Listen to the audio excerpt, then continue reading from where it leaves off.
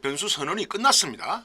자, 그 다음에 애플리케이션 스크린 업데이팅 이퀄 펠스. 이거 무슨 얘기냐면 가령 예를 들어서 그죠? 복사해서 여기다 뭐 붙여넣기 하고 이렇게 하면 이런 뭐가 보이잖아요. 불필요하게. 이런 게 생략됩니다. 이걸 갖다 화면 갱신이라고 하죠. 왜 생략하느냐? 아무래도 빨라지겠죠.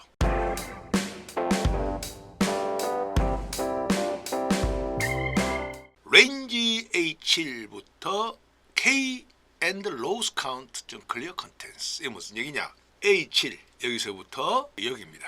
여기 마지막까지 7부터 Loss Count라는 건 저 마지막까지를 의미합니다.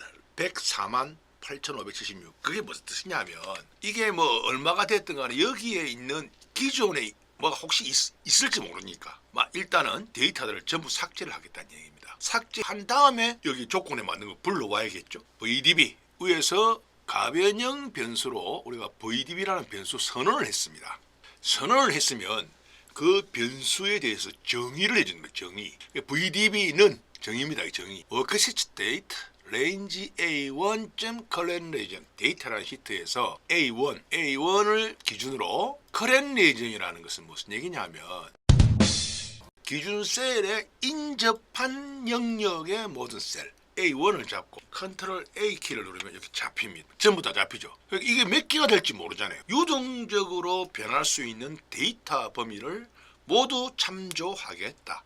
라는 뜻입니다. 인접이라는 게 무슨 뜻이냐? 예를 들어서 여기에 B열에 아무런 데이터가 없다고 보면 여기서 인접한 건 요뿐입니다. 왜냐? 떨어졌잖아요. 인접하지 않았습니다. 이해되시죠? 또는 하나의 어떤 행위 몽땅 다 인접하지 않았다. 그러면 A1을 기준으로 인접한 거는 요뿐입니다. 왜? 떨어졌잖아요. 왜 이걸 쓰느냐? 데이터가 몇 개가 될는지 알 수 없을 경우 1000개가 될지 100개가 될지 모르잖아요. 유동적이란 얘기죠. 어쨌든 모든 데이터를 참조하겠다라는 얘기입니다.